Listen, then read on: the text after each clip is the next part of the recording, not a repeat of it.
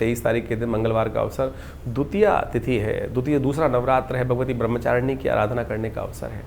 और माँ भगवती की ब्रह्मचारिणी की आराधना सब प्रकार के मन के भ्रमों को दूर करने वाली है।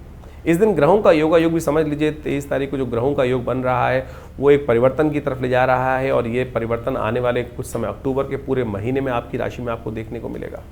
मंगल महाराज राहु के नक्षत्र में प्रवेश कर रहे हैं, और ध्यान रखना राहु भ्रमकारक ग्रह है, और मंगल राहु के नक्षत्र में आने के कारण से आपके मनोमस्तिष्क में इस प्रकार के विचार उत्पन्न कर सकता है जो नेगेटिविटी की तरफ होता है। राहु स्वयं भ्रमात्मक ग्रह है, अध्यात्म से शून्य ग्रह करता है। कई बार जब भ्रम को उत्पन्न करता है तो क्या होता है कि निवृत्ति देता है, थोड़ा सा निरस्ता दे देता है।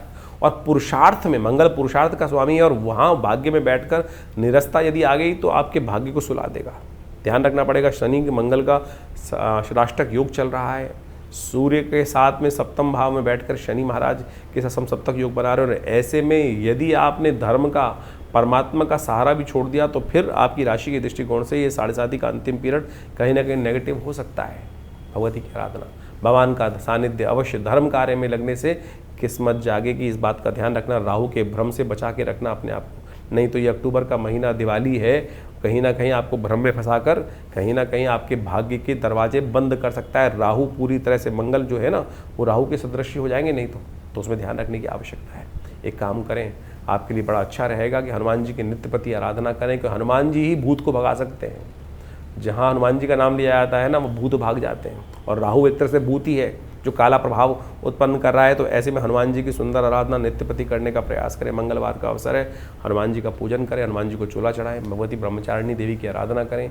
या देवी सर्वभूतेषु भ्रांति रूपेण संस्थिता नमस्तस्यै नमस्तस्यै नमस्तस्यै नमो नमः। और ये पूरा जो महीना है, अक्टूबर का महीना जो आएगा आने वाले टाइम में, ये 40 दिन विशेष तौर पर ऐसी ग्रहों की स्थिति बचने के लिए हनुमान जी का सानिध्य नित्यपति रखना, मंगल के नेगेटिव प्रभाव से बच के रहना। मंगल का राहु के कारण से नेगेटिव प्रभाव हो सकता है। 24 तारीख बुधवार का अवसर, तृतीया तिथि विद्यमान है, भगवती चंद्रघंटा की आराधना करने का सुंदर अवसर बन गया है। और ऐसे में ग्रह नक्षत्र परिवर्तन करके आपकी राशि के दृष्टिकोण से आपके जीवन में कुछ ना कुछ शुभ करने की तरफ प्रवृत्त करते दिखाई दे। चंद्रमा परिवर्तन करके मंगल के साथ आ रहा है, और ये आपको धर्म की तरफ प्रेरित करेगा, राहु आपको धर्म से हटाएगा।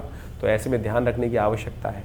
सबसे अच्छी बात है बृहस्पति अपनी पूर्ण ताकत से आपकी रक्षा करने का योग बना रहा है। बृहस्पति चंद्रमा पर भी दृष्टि डाल रहा है, बृहस्पति मंगल पर भी दृष्टि डाल रहा है, बृहस्पति राहु पर भी दृष्टि डाल रहा है। तो कहीं ना कहीं भगवान ने आपकी राशि के दृष्टिकोण से एक सुंदर आपके लिए ज्ञान का सहारा, यानी ज्ञान भी साथ साथ चल रहा है।